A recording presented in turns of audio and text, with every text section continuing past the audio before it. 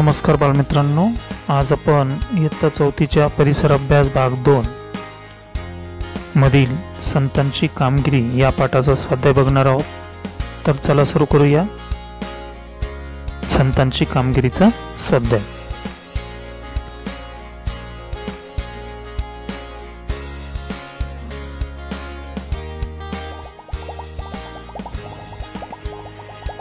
चाचणी आपल्या समोर आहे। पाठ क्रमांक 2 संतांची कामगिरी।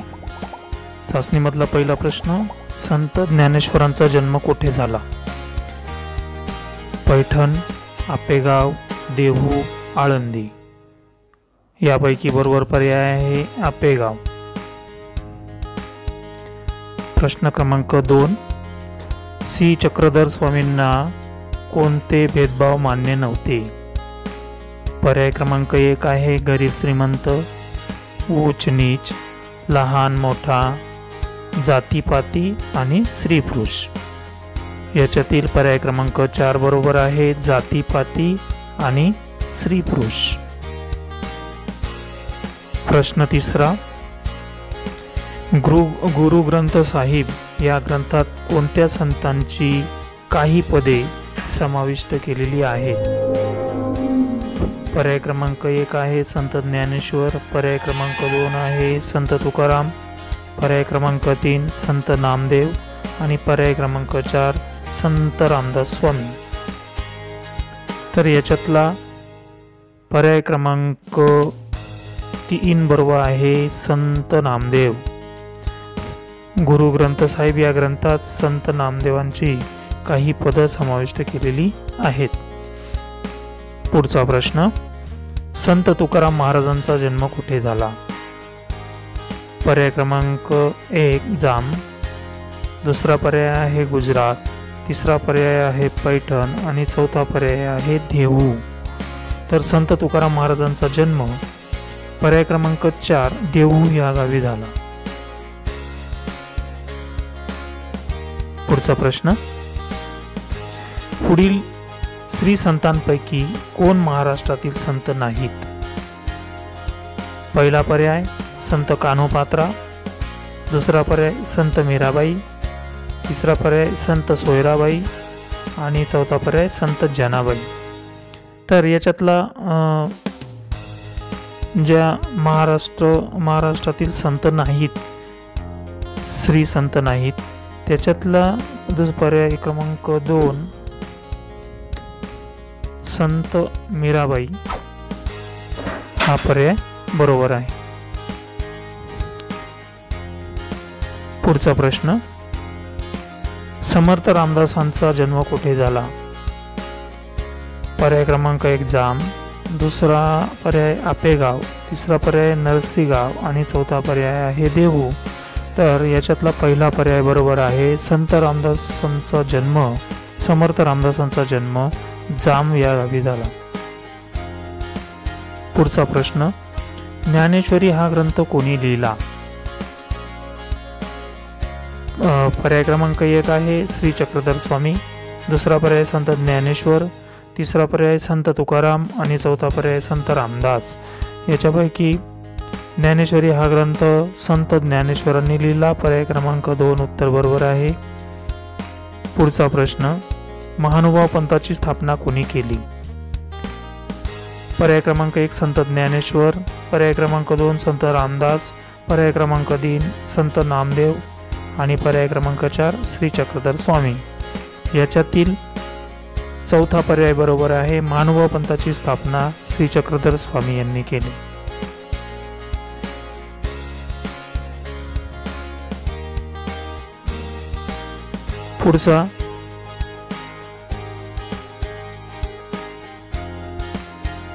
पुढचा प्रश्न आहे लीळा चरित्र हा ग्रंथ कोणी लिहिला? याच्यात पहिला पर्याय आहे श्री चक्रधर स्वामी, दुसरा संत कान्होपात्रा, तिसरा पर्याय संत तुकाराम आणि चौथा पर्याय संत रामदास। तर याच्यापैकी लीळा चरित्र हा ग्रंथ श्री चक्रधर स्वामी यांनी लिहिला।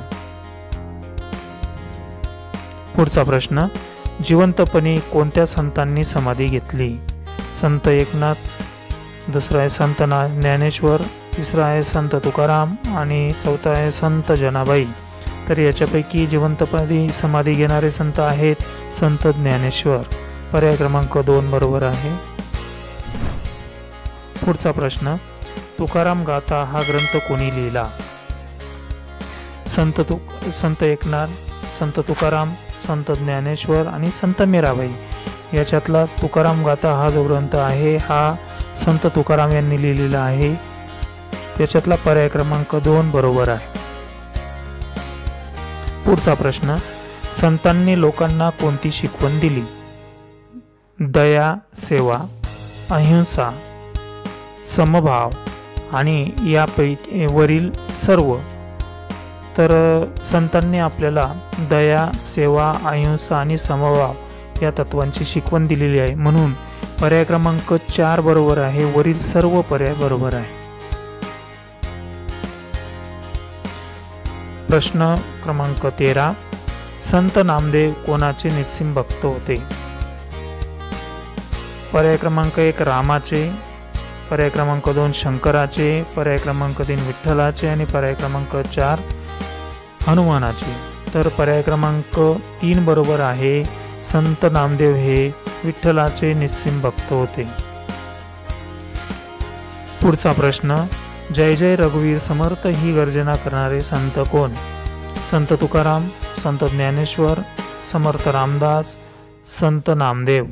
तर जय जय रघुवीर समर्थ ही गर्जना करणारे संत आहेत समर्थ रामदास। तर पर्याय क्रमांक 3 बरोबर आहे। पुढचा शेवटचा प्रश्न, दासबोध हा ग्रंथ कोणी लिहिला? पर्याय क्रमांक 1 आहे संत तुकाराम, दुसरा पर्याय आहे संत जनाबाई, तिसरा पर्याय संत कान्होपात्रा आणि चौथा पर्याय समर्थ रामदास। तर दासबोध हा ग्रंथ कोणी लिहिला? तर दासबोध हा ग्रंथ समर्थ रामदास यांनी लिहिलेला आहे। पर्याय क्रमांक 4 बरोबर आहे। आपली चाचणी पूर्ण, सर्व प्रश्न सोडवून झालेले आहेत। आपण आता सबमिट करूया। 15 पैकी 15 बरोबर आहेत। 15 प्रश्न होते, 15 पैकी 15 बरोबर आलेले, 100% बरोबर आलेले आहेत। सगळ्यांनी या पद्धतीने ही चाचणी सोडवायची आहे। धन्यवाद।